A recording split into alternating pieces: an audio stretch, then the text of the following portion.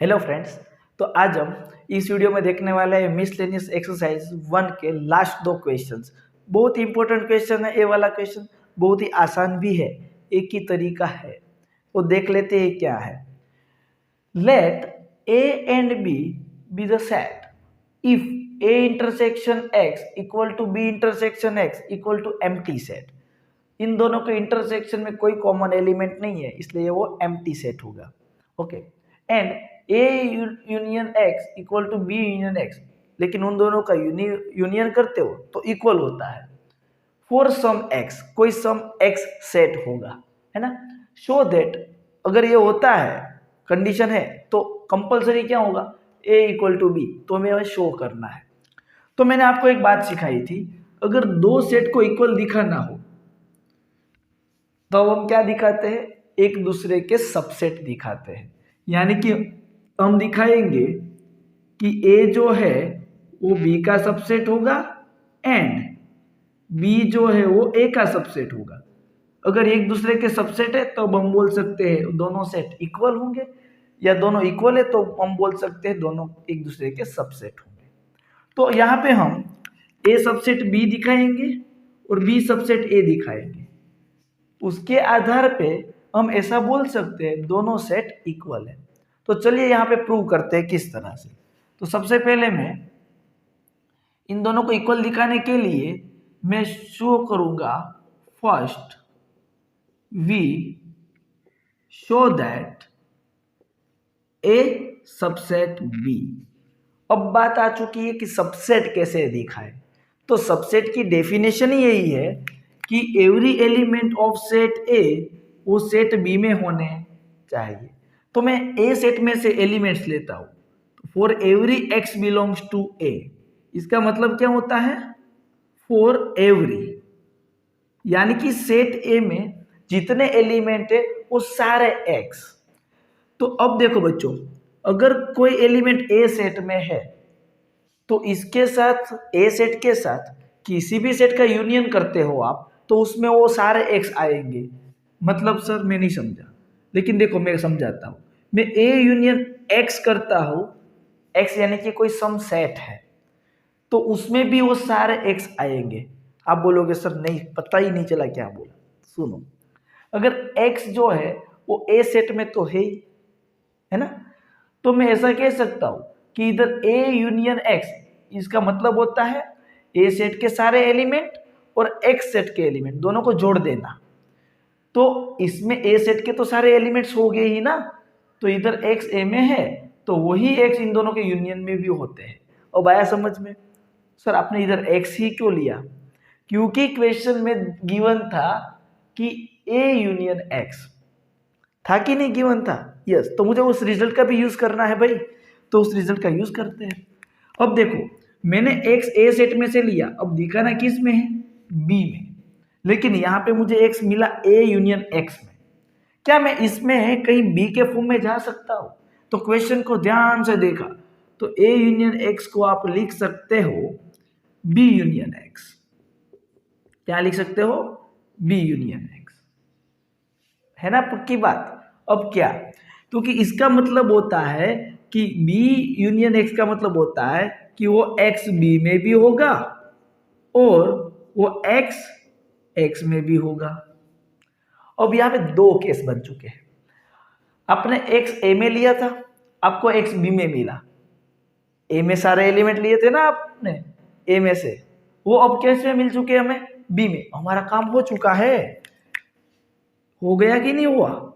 X हमें ए set में से लिया था फॉर एवरी एक्स, तो वो सारा एक्स बी में भी मिला। तो हम बोल सकते हैं कि ए जो है उसके सारे एलिमेंट्स बी में है। तो ए सबसेट बी मैंने शो किया।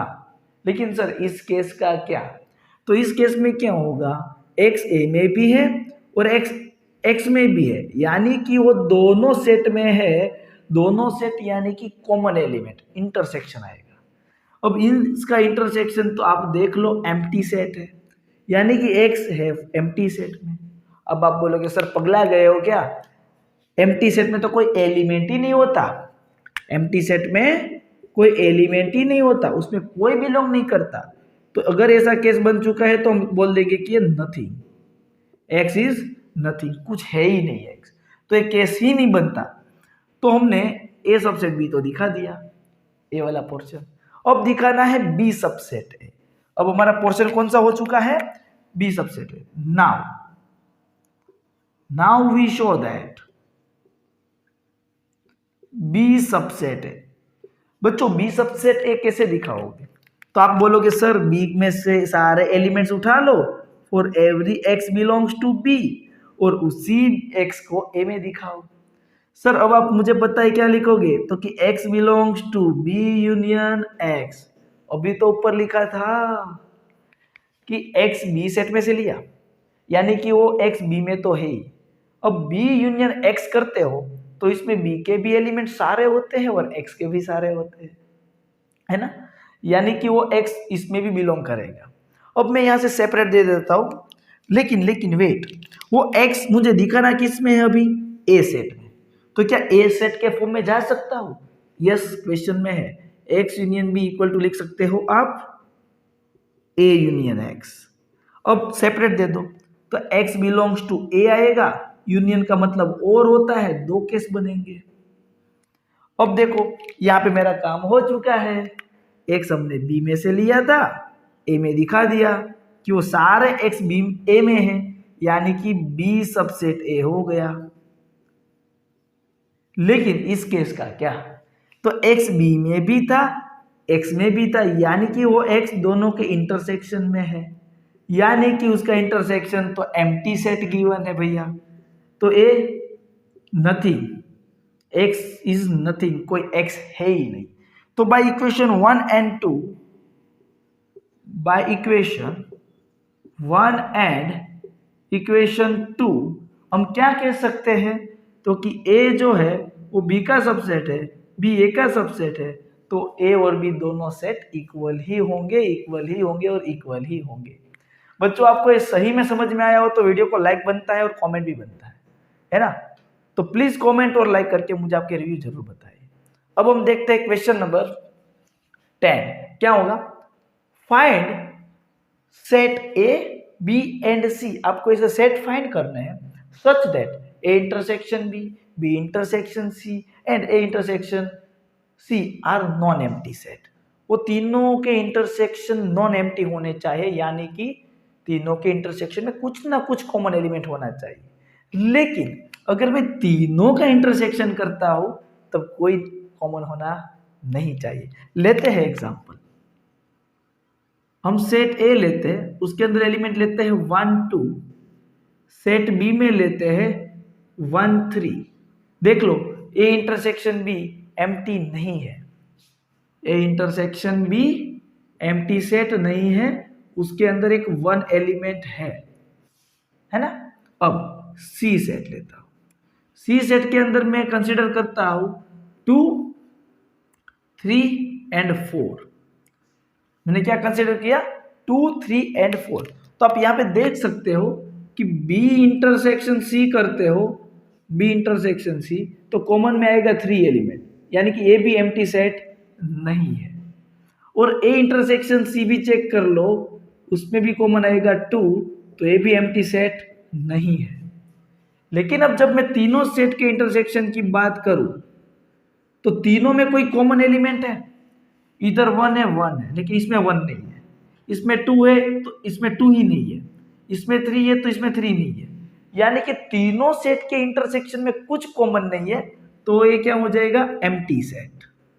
यानी कि तीनों का इंटरसेक्शन क्या होगा, एम्प्टी सेट होगा, है ना। तो फ्रेंड्स फाइनली सारे क्वेश्चंस खत्म हो चुके हैं।